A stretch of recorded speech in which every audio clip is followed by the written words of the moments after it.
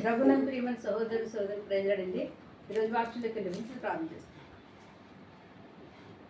మోహనుద్ర మహాగండ సరస్వత నాద పరిశుద్ధ కూడా ఆకాశాన్ని భూమిని సమస్తాన్ని సర్వాన్ని సృష్టి సృష్టికర్త నీకు స్థుతికి మహిళలు తెలుస్తున్నాను తండ్రి నాయన. ఆకాశాన్ని శ్వాసంతోని పాతపట్టిన భాషని ప్రార్థిస్తున్నాను తండ్రి. ఈరోజు ఆదివారం నాయన గర్దించిన ఆదివారం నుంచి ఆదివారం అనుకుని సజ్జలు లెక్కడం కాచి కాపాడేందుకు స్థుతులు స్తోత్రాలు చెల్లించిన వరకు ఆరోగ్యం మీరున్నందుకు స్తోత్రాలు చెల్లించినందుకు కృపవని బిడ్డలకు వాక్యం చెప్పించిన కాకపోతే వెళ్ళినట్టు చేత కాల్చిన స్నేహాన్ని మరుగుపరిచి మానవ స్వరాన్ని మరుగుపరిచి దయస్వరంతో మాట్లాడి దర్శించి నీ నామానికి మహిమ తెచ్చుకోమని ఇస్తున్నాము ఇస్తున్నాము తండ్రి. మరి ఈరోజు మన వాక్య అంశం ఏంటంటే యెహోవాయందు భయభక్తులు కలిగిస్తుంది. యెహోవాయందు భయభక్తులు కలిగిస్తుంది. నిర్గమకాండము 2వ అధ్యాయం చదవండి. 2వ అధ్యాయం 1-2 వచనాలు చదవండి. నిర్గమకాండము 2వ అధ్యాయము 1-2 వచనాలు. లేవి వంశస్థుడు ఒకడు వెళ్ళి లేవి కుమార్తెని వివాహం చేసుకొనెను. ఆ స్త్రీ గర్భవతి అయి కుమారుని కనెను.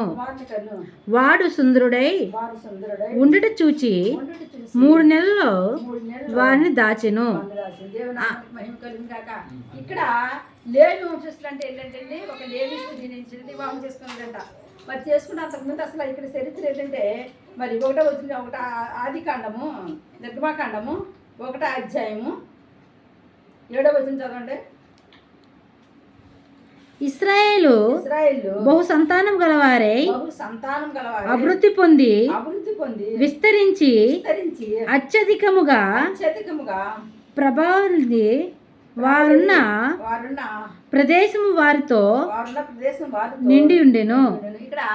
ఇక్కడ అక్కడ ఐగుప్తు దేశంలోకి ఇశ్రాయేలు దేవుడు చెప్పినప్పుడు ఏంటంటే అబ్రాహాముకు వాగ్దానం చేసి దేవుడు వాగ్దానం చేసి నీ సంతానం ఏమవుతుందంటే 400 సంవత్సరాలు ఐగుప్తు చేతిలో బానిసలే బ్రతుకుతారు అని దేవుడిని అబ్రాహాముకు వాగ్దానం చేశాడు. ఆ ప్రకారంగా 400 సంవత్సరాలు ఈ ఐగుప్తు దేశంలో పరువు చేతులు ఏమి అయిపోయారంటే బానిసలు అయిపోయారన్నమాట. వాళ్ళు ఎట్టి శాఖలు చేసుకుంటూ ఆ పనులు చేసుకుంటూ అలా ఉండేటప్పటికి అదే సమయంలో ఆ యొక్క దేశాన్ని ఎవరు పరిపాలించారండి?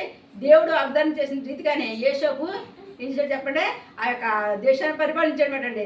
ఆ పరిపాలించినప్పుడు అంతకాలం కూడా ఇశ్రాయేలు ప్రజలు చాలా క్షేమంగా ఉన్నారు, మంచిగా ఉన్నారు, అన్నీ బాగున్నాయండి. ఎప్పుడైతే మరి యోసేపు చనిపోయిన తర్వాత ఏంటండి ఇశ్రాయేల్కి ఏమి లేదు చెప్పండి, వాళ్ళకి శాంతి సమాధానం లేదు.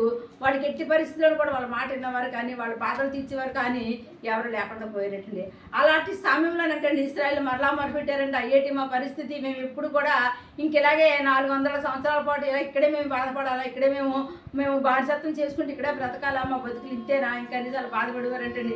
ఎంత ఎట్టి జాగ్రత్త చేసినా సరే రాజు ఏం చేసేవాడంటండి వాళ్ళట ఆ యొక్క మంత్రి చేత ఏం చేసేవాడంటే కొట్టించేసేవాడంట. ఇలా కొట్టించడం వల్ల వాళ్ళకంటే ఇంకా బాధ కలిగింది. ఒకసారి ఆహారం ఉండేది కాదంట. అప్పుడు అంటే వాళ్ళ బాధ ఎక్కువైపోయిందంటే దేవుడికి మొరపెట్టుకుంటేవారంటే ఏడుస్తూ ప్రార్థన చేసేవారంట. మా మారండి వాడిని చదివేటప్పుడంట దేవుడు అంట కనిగిరి పడ్డాడంటే ఎవరి మీద? ఇశ్రాయేల్ మీద కనికిరి పడంటండి. మరి నేను చెప్పిన రీతిగా 400 సంవత్సరాలు అయిపోయినాయి కదా, ఇంక ఇశ్రాయేల్ బాధపడటానికి లేదు. నేను ఒక మనిషిని పంపించి వాళ్ళని విడిపించాలని దేవుడు ఆలోచన చేసుకున్నట్టండి. ఒక లేవి వంశస్థులంటే ఎక్కడ వచ్చాడు చెప్పండి, ఈ యొక్క ఎప్పుడైతే ఐగుప్తు తీసుకొచ్చి ఒక లేవి స్త్రీని వివాహం చేసుకున్నాడో ఆ స్త్రీకి అంటండి ఒక కుమారుడు పుట్టాడంట. ఆ కుమారుడు సుందరుడు అందంగా ఉండడం వల్ల తల్లి ఇచ్చిందని 3 నెలల్లో దాచిందంట. అక్కడ దాయడానికి ప్రథమ కారణం ఏంటంటే ఆ ఫరో రాజు అంటండి ఎవరైతే మరి మగబిడ్డలు పుడతారో ఆ మగబిడ్డలను వెంటనే ఏం చేయాలి చెప్పండి, తీసుకెళ్ళండి నైల్ నదిలో పడేయాలన్నమాట. ఆ బిడ్డని చంపేయాలన్నమాట, బ్రతకనివ్వకూడదు అనేసి అంట. అక్కడ ఉన్న మంత్రసానికి ఒక మాట చెప్పండి. ఏం మాట చెప్పండి ఇక్కడ కింద చదవండి. 1వ అధ్యాయము 15వ వచనం 16వ వచనం. మీరు ఎబ్రీ స్త్రీలకు మంత్రసాని చేయిచు వారిని కాన్పు మునుబటే మీద చూచినప్పుడు మగవాడి అయిన ఎడల వాని చంపుడి. అప్పుడు దాని ఎడల దానిని బ్రతకనీయండని వారితో చెప్పెను. అయితే ఆ మంత్రసానిలో దేవునికి భయపడి ఐగుప్తు రాజు తమకు ఆజ్ఞాపించినట్లు చెయ్యక మగపిల్లని బ్రతకనీయగా ఏం చేశారంటండి? మంత్రసానులు అంటండి ఎవరికి భయపడలేదంటండి, దేవుడికి భయపడలేదండి. దేవుడికి భయపడ్డారంటే ఎవరికి పడలేదంటే రాజుకి భయపడలేదంటండి. రాజుకి భయపడకుండా దేవుడికి మాత్రమే భయపడి ఏం చేశారు చెప్పండి, ఈ యొక్క ఇస్రాయేల్ కంటే ఇస్రాయేల్ అంటే చాలా చురుకైన స్త్రీలంట. ఈ స్త్రీలంట మంత్రస్థానంలో వచ్చి వాళ్ళకి కానుక చేయకముందంటే వీళ్ళు కనేస్తారంట పిల్లల్ని. అటువంటి ఒక ఆశీర్వాదం ఎవరిచ్చారు చెప్పండి? దేవుడు ఇచ్చాడు పట్టండి. ఎవరికండి? ఇస్రాయేల్కి.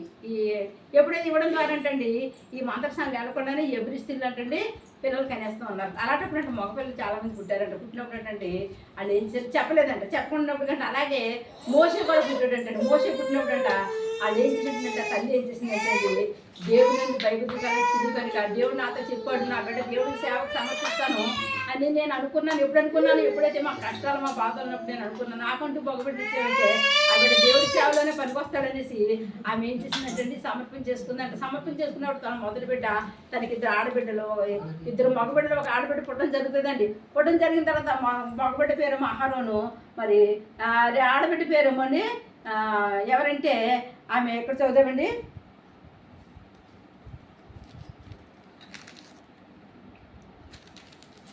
ఐదవ వచనము నిర్గమకాండము. ఆ యొక్క ఆడబిడ్డ పేరు అండి మిరియామ్ అటండి. ఈ యొక్క 3 బిడ్డలు మోషే. 3 బిడ్డలతో ఎవరు పుట్టారు చెప్పండి? ఈ పుట్టారండి. పుట్టినప్పుడు అండి మన 3 బిడ్డలు కూడా దేవుని బైబిల్తో పెంచిందంట. పెంచినప్పుడు అంట ఎప్పుడైతే మరి మోషే అటండి 3 నెలలు పెంచిందంట. పెంచినప్పుడు అంటండి వాడు అరిచేస్తున్నాడు, కేకలు పెట్టేస్తున్నాడు, ఊరందరికీ తెలిసిపోతుంది. ఎవరో ఒకరు చూసి నా బిడ్డను కూడా చంపేస్తారని అంటండి. ఈ బిడ్డ దేవుడు సమర్పించిన బిడ్డ కనుక నేను దేవుడికి ఇవ్వాలి. 80% నాకు ఎంత కష్టమైనప్పుడు కూడా నేను మాత్రం 80% నా మాట తప్పకూడదని ఇవిడ అనుకుందంట. ఎవరండి? ఎప్పుడైతే అనుకుంది ఈ స్త్రీ ఏం చేసిందంటే జాగ్రత్తగా ఒక బుట్ట తెప్పించిందంటే. చదవమ్మా 3వ వచనం చదవమ్మా. 5:3 2:3 నిర్గమకాండం 2:3. తర్వాత ఆమె దాన్ని దాచలేక వాని కొరకు ఒక జమ్ము పెట్టి తీసుకుని దానికి జిగట మన్నును కీలును పూసి అందులో ఆ పిల్లవాడిని పెట్టి ఎడల జమ్ములో దానిని ఉంచగా వానికేమి సంభవించినో తెలుసుకున్నటకు వాని అక్కడ దూరంగా నిలిచించును. ఏం చేసిందంటండి ఆ చంటి పెట్టిని తీసుకొచ్చిందంటండి. ఒక జమ్ము పెట్టి తెచ్చిందంట. దాన్ని శుభ్రం కీలు పూచేసిందంట. ఆ జమ్ము పెట్టిలోకి నీళ్ళు వెళ్ళకుండా కీలు పూచేసి ఆ పెట్టిలో ఎవరిని పెట్టేసిందంటండి? ఆ బావులు పెట్టేసిందంట. కొన్ని బట్టలు అందులో వేసేసిందంటండి. పెట్టి మామూలుగా మూసేసి మళ్ళీ కీలు పెట్టేసిన తర్వాత అది తీసుకెళ్ళి ఎక్కడ వదిలేస్తుందండి? నదిలో వదిలేస్తుందండి. నదిలో వదిలేసినప్పుడు అటువంటి సరిగ్గా అదట ఈ నైన్లో వదిలేస్తున్నారు. మరి ఏం చేసిందంటే ఈ బిడ్డను ఎవరు తీసుకుంటారో ఎలా ఉంటాడో ఏంటో తెలియడం కోసం వాళ్ళ అక్కనంట కాపలా పెట్టిందంటండి. ఆమె వాళ్ళ అక్క ఏం చేసింది? దూరంగా ఉన్నట్టు నా బిడ్డ వెళ్తున్న పెట్టిని చూస్తూ ఉంటుందంటండి. ఇలా వెళ్తున్న సమయంలో అంటే అదే సమయంలో అంటే సరిగ్గా అక్కడికి మరి ఆ పొరవ కుమార్తె అంటే స్నానం చేయడానికి వచ్చిందటండి. ఆ సరిగెత్తులతో స్నానం చేయడానికి వచ్చినప్పుడు ఏంటండి ఆమె ఏంటంటే ఆ జంపు పెట్టి చూసిందంట. చూసి అంటే అందంటే నాకు ఆ జంపు పెట్టి కావాలందంట. ఎవరికైతే చెలిగెత్తుంది. ఎందుకంటే ఆమె రాణి కనుక ఆమె ఏం చేసింది ఎవరు ఏమంటాక సరిపోరు కనుక ఆమె ఎప్పుడైతే ఆ విషయం చెప్పిందో వెళ్ళంటే ఆ జంపు పెట్టి తీసుకొచ్చారంట. జంపు పెట్టి ఎప్పుడైతే తీసుకొచ్చారో తీసుకురాకన్నా చూసినప్పటికి ఏమన్నారు అందులో బిడ్డ ఉన్నాడంటే. చూసినప్పుడు కంటే వాడు ఆ బిడ్డ ఎలా ఉన్నాడు చెప్పండి? ఎంతో సుందరంగా ఉన్నాడంట. చదవమ్మా 6వ వచనం. తెలిసి ఆ పిల్లవాడిని చూచినప్పుడు ఆ పిల్లవాడు ఏడ్చుచుండగా చూచి వాని యందు కనికరించి వీడు ఎబ్రీ పిల్లలో ఒకడైను. అప్పుడు వాని అక్క ఫరో కుమార్తెతో నీ కొరకు నీ పిల్లవాడిని పెంచుటకు నీవు వెళ్ళి ఎబ్రీ స్త్రీలలో ఒక దానిని పిలిపించమని ఒత్తి అను. చెప్పింది. దేవుడికి స్తోత్రం. ఇక్కడ ఏమంటుందంటే నేను వెళ్తానమ్మా. ఎప్పుడైతే ఈ బిడ్డను చూసిందో అన్నట్టు అయ్య బాబు వీళ్ళు మామూలు పిల్లలు కాదు, ఎవరు ఎబ్రీ స్త్రీ, ఎబ్రీలు కన్నా పొడిగిడు కనుక ఈ బిడ్డకి ఎవరు కావాలండి? ఈ 3 నెలల బిడ్డకి పాలు ఇవ్వడం తల్లి కావాలి కనుక అన్నాడు కంటే ఈ బిడ్డ పరుగుని వచ్చిందంట. వచ్చి అంటుందంట అమ్మ ఈ బిడ్డ మన బిడ్డ కాదు ఎబ్రీలు బిడ్డ కనుక నేను ఈ బిడ్డ కోసం ఒక తల్లిని తీసుకొస్తాను. తిన్నాక ఎవరిని తీసుకొచ్చి చెప్పండి? ఆ కుర్రవాడు తల్లినే తీసుకొచ్చిందంటండి. ఆ కుర్రవాడి తల్లిని తీసుకొచ్చినప్పుడు అంట అప్పుడు ఆ కుర్రవాడు తల్లి కంటే ఈ రాణి ఏం చేసింది? ఇదిగో నీకు కొంత డబ్బు ఇస్తాను, నువ్వు ఈ బిడ్డనే నువ్వు నా కోసం పెంచాలి, పెద్దవాడు అయిన తర్వాత మళ్ళీ నా దగ్గర ఈ బిడ్డ వచ్చేస్తాడు అనేసి అంటుంది. ఆ తల్లి అంట అప్పచెప్పేసిన వెంటనే మరి తల్లి అంటే ఏం చేసింది చెప్పండి? ఈ బిడ్డకి ఏం పేరు పెట్టుకుందని? మోషే అని పేరు పెట్టుకుందంటే. ఎవరో ఫరో కుమార్తె. ఆ బిడ్డను తీసుకెళ్ళిపోయి అక్కడ తల్లి మామూలుగా ఏం చేస్తుందండి, ఆవిడ పాలిస్తుందంట, చక్కగా పెంచుతుందంటే. ఎలా పెంచుతుందో తెలుసండి ఆమె? దేవుని యందు భయభక్తులతో పెంచుతుందంటే. ఇదిగో మరి దేవుడు నాతో చెప్పాడు ఏంటంటే, ఇశ్రాయేల్ జనానికి రక్షణ కలగజేయడానికి, వాళ్ళ బానిసత్వం నుంచి విడిపించడానికి దేవుడు నిన్ను ఎన్నుకున్నాడు కనుక నువ్వు దేవుని భయభక్తులు కలిగి నువ్వు ఉన్నప్పుడు దేవుడు నిన్ను ఆస్వాదిస్తాడు. అలాగా ఆమె పాలు ఇస్తూనే దేవుడు మాటలు చెబుతూ, దేవుడు పాటలు పాడిస్తూ అలాగలాగా అవుతున్నాడండి. చాలా గొప్పగా మరి పెంచేటండి పెద్దవాడిని చేసిందండి. ఇక్కడ చూడండి. ఆ బిడ్డ పెద్దవాడైన తర్వాత ఆమె పరే కుమార్తె వద్దకు అతన్ని తీసుకొని వచ్చి అతడు ఆమెకు కుమారుడు ఆయను. ఆమె నీటిలో నుండి ఇతను తీసినని చెప్పి అతనికి మోషే అని పేరు పెట్టును.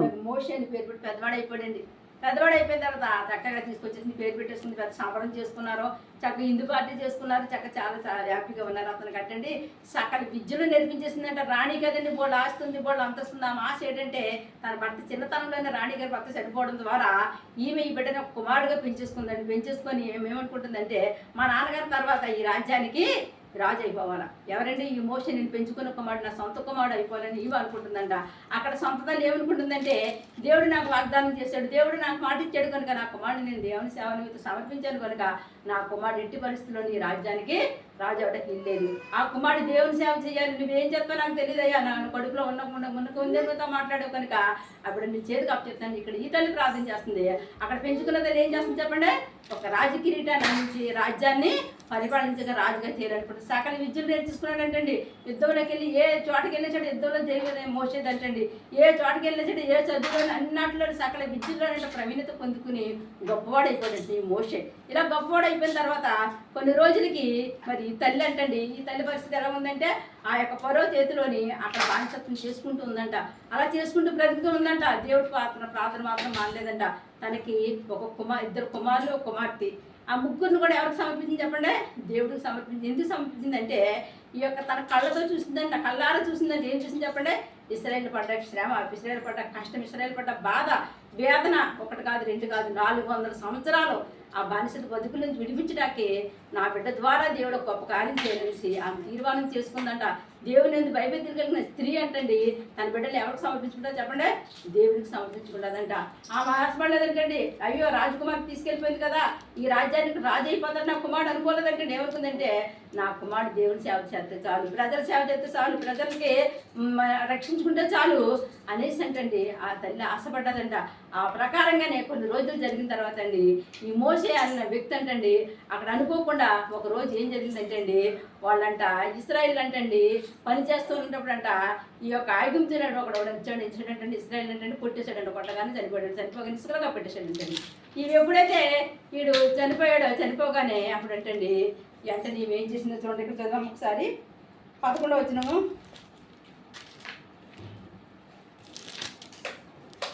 13వ వచనం చదవమ్మా.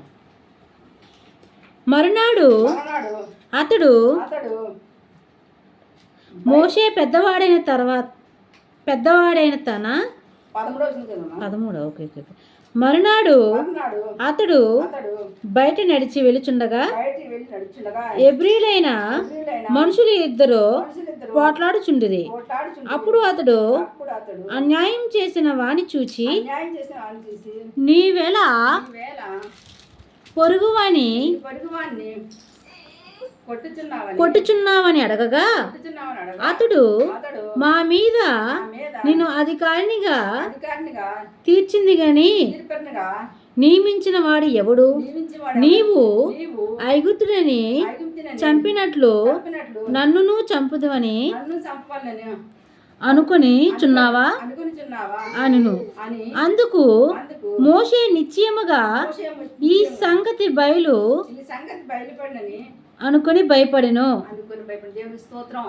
ఎప్పుడైతే ఈ యొక్క ఇశ్రాయేలు బాధ పడుతున్నారో ఈ బాధ చూడలేక ఏం చేసాడు చెప్పండి? వాడిని అంటే మామూలు కొట్టాడంట, కొట్టగానే వెంటనే చనిపోయాడంట. చనిపోకుండా ఎవరు చూస్తలేదు కానీ ఏం చేసాడు చెప్పండి? తీసుకెళ్ళి ఇసుకలుగా పెట్టేశాడంట. ఎవరండి? మోషే. కప్పెట్టేస్తానంటండి. ఈలోగా ఒకటి చూసినాడు ఏం చేశాడు చెప్పండి, ఇక్కడ చెప్తున్నాడు ఏమంటే పలానా చంపేసిన సంగతి ఎవరికి తెలియదు అనుకున్నావా, మాకు తెలిసయ్యా, మేము చూసాము, ఆయన చెప్పినట్టు మమ్మల్ని చంపాలనుకున్నాము, మా మీద ఏమైనా అధికారమా, మేము గొప్పవాడవా అలాగే ఇలాగని మాట్లాడుతున్నప్పుడు అంటండి వెంటనేనంటే మోషే బయట చేసినది, నేను ఇక్కడ ఉంటే లాభం లేదు, ఈ రోజు కాకపోతే రేపైనా సరే ఈ యొక్క మనిషిని చంపేయాలనే విషయం తెలిసిపోతుంది అంటండి. అక్కడ నుంచి అంటే ఆ మోషే అంటండి పారిపోయాడంటే, ఎక్కడ పారిపోయాడు చెప్పండి, తన మామ ఇంటికి పారిపోయాడంటే. ఎక్కడ చూద్దామండి, 15 చదవమ్మ, 2:15. ఈ సంగతి ఫరో ఆ సంగతి విని మోషేని చంపుచున్నానని గాని మోషే ఫరో ఎదుట నుండి పారిపోయి విద్యాన దేశంలో నిలిచి పోయి ఒక బావి వద్ద కూర్చుండెను. మిజ్జోను యాజమానికి 7 కుమార్తెలు ఉండిరి. వారు వచ్చి తమ తండ్రి మందకు పెట్టుటకు నీళ్లు చేది తొట్టెను నింపుచు ఉండగా పంద కాపరులు వచ్చి వారిని తోలివేసిరి. ఇక్కడ ఏం జరుగుతుందంటే, మరి ఎప్పుడైతే ఇతను ఎక్కడికి వెళ్ళిపోయాడండి, ఎప్పుడైతే తను మరి ఆ యొక్క మిథ్యాన దేశానికి పారిపోయాడు, అక్కడికి ఎప్పుడైతే పారిపోయిన వెంటనే అక్కడ ఏంటండి ఆ యొక్క మేనమామ కుమార్తెలు అంటే అక్కడ ఆ మందల కంట నీళ్లు పెడుతున్నారంట. నీళ్లు పెడితే అక్కడ మగపిల్లలు వచ్చి ఏం చేస్తారంటే అల్లరి పెట్టండి, వీళ్ళ నీళ్లు తోడుకున్న నీళ్ళని వాళ్ళు తీసేసుకొని వీళ్ళు అల్లరి పెడుతుంటే మోషే వెళ్ళంటండి వాళ్ళతో గొడవపడి చక్కగా ఏం చేయండి, 7 మేకల మందలకు అన్నిటిని కూడా ఈ మోషే ఏం చేసి చెప్పండి నీళ్లు పెట్టేసాడంట. నీళ్లు పెట్టేసిన తర్వాత అతనటండి వెంటనే పెట్టేసినప్పుడు అంటండి వీళ్ళు అటండి ఎవరితను ఏంటి అనేసి అంటే ఎంతగానో సంబరపడాలంటే. ఇక్కడ చదవమ్మా, చెప్పమ్మా, 17 చదవమ్మా.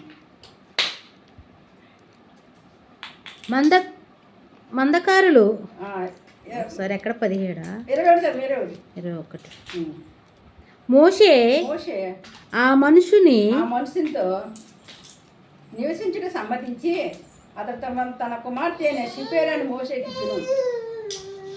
ఆమె ఒక కుమారుని కన్నప్పుడు మోషే నేను అన్ని దేశంలో పరదేశం ఉండాలని అనుకున్న వానికి దేశమని పేరు పెట్టాను. అక్కడ వెంటనే తన మామ ఇంటికి వెళ్ళడం, అక్కడ ఒక కుమార్తెని వివాహం చేసుకోవడము, అక్కడ చేసుకునే అందరం మేము తర్వాత కొన్నాళ్ళ కంటే దేవుడు ఏంటండి మోషేకి దర్శనం ఇచ్చాడంట, మోషేతో మాట్లాడాడంట.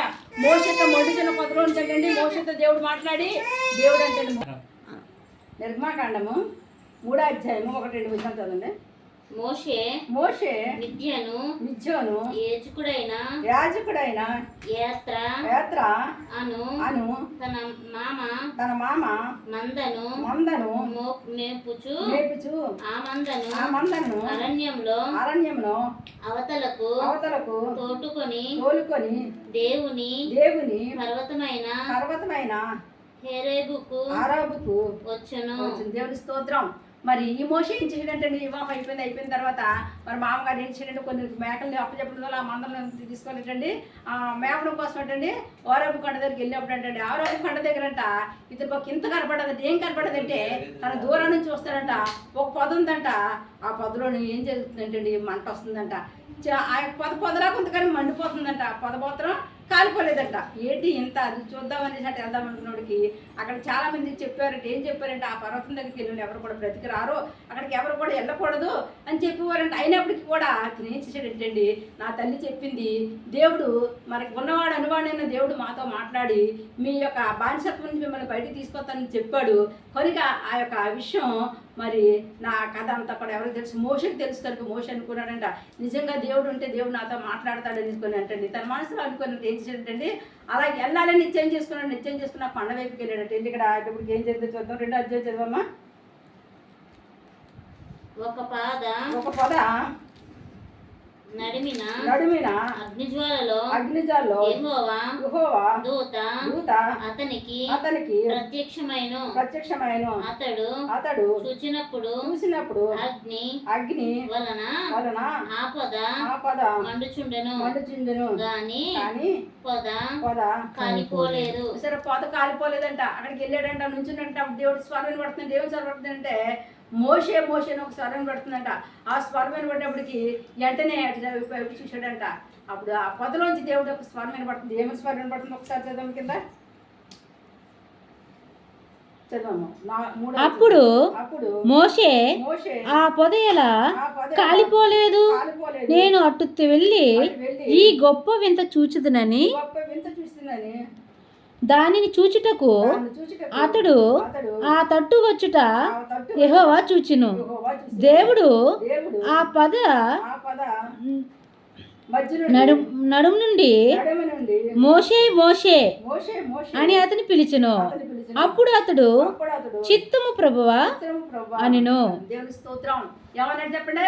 చిత్తము ప్రభు అన్నాడు. దేవుని చూశాడు, దేవుడితో మాట్లాడాడు. దేవుడి యొక్క కృపను ఆ యొక్క మోషే పొందుకున్నాడు. చూసారండి, ఈమె పట్టుదలగా తన బిడ్డలు చదివించడం ద్వారా మరి ఏ డాక్టర్లో, ఏ కలెక్టర్లో, ఏ ఇంజనీర్లు ఎవరెవరో గొప్ప గొప్ప రావచ్చు, కానీ తనకి ఇచ్చిన దర్శనాన్ని బట్టి తన కుమారుడు ఏం చేసింది చెప్పండి? దేవుని భక్తిలో పెంచింది కనుక తన కుమారుడికి కష్టం వచ్చినప్పటికి కూడా మరి దేవుడు ఆ బిడ్డని వాడుకున్నాడండి. దేవుడితో మాట్లాడిన బిడ్డగా ఆ బిడ్డను తయారు చేయడం అక్కడ దేవుడు కృప చూపించాడంట. అటువంటి జ్ఞానాన్ని ఎవరు పొందుకున్నారో చెప్పండి? బైబిల్ దేవుని భయభక్తులు కలిగి ఉంటే అటువంటి జ్ఞానం కలుగుతుంది. అటువంటి జ్ఞానము మోషే తల్లికి కలిగింది కనుక తన ముగ్గురు బిడ్డల్లో ఒక బిడ్డము మరి యాజకుడు అయ్యాడు, ఒక బిడ్డ నాయకుడు అయ్యాడు, ఇంకో కుమార్తె ఏమేం చెప్పండి? ఒక ప్రవర్త అయింది. దేవుని నామానికి మహిమ కలుగుతుంది కాక బిడ్డల్ని దేవుని ఎందుకు భయభక్తులుగా పెంచాలని మనం సన్నిధిగా మన బిడ్డలు సన్నిధి తీసుకెళ్ళాలి. అప్పుడే దేవుని ఎందుకు మన బిడ్డలో ఎదుగుతారు. మనకు ప్రయోగమే కాకుండా 10 మందికి ప్రయోగకరంగా ఉండేలాగా దేవుని కృప పొందుకుంటారు. 10 మంది ఆత్మను రక్షించడం దేవుని కృప కూడా చూపిస్తాడు కనుక మనం ప్రార్థన చేసుకుందామని. మహోన్నతుడా, మహాగండ, సరస్వతుడా, నాథ పరిశుద్ధాత్మ దిగుతుంది. యెహోవా భయభక్తులు స్త్రీ ఇలా ఉండాలని చెప్పు ప్రభా.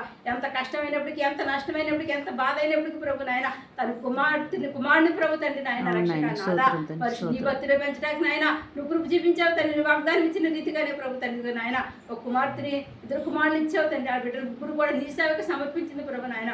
ఆ తండ్రి ఏసయ్య ఎంత గొప్ప దేవుడు తండ్రి. అలాగనే ప్రభు ఎంతమంది బిడ్డలు అయితే ప్రభు నాయన ఏసయ్య తండ్రి లోకంలో ఉన్నారో ప్రభు, ఎవరైతే ప్రభు తండ్రి నాయన తన బిడ్డల గురించి ప్రభు బాధల్లో, వేదనలో, కష్టాల్లో ఉన్నారో బిడ్డలు ఒక్కసారి మీరు జ్ఞాపకం చేసుకోండి అయ్యా. వాళ్ళ భవిష్యత్తుని మీ చేతికి అప్పచెప్తున్నాం తండ్రి నాయన.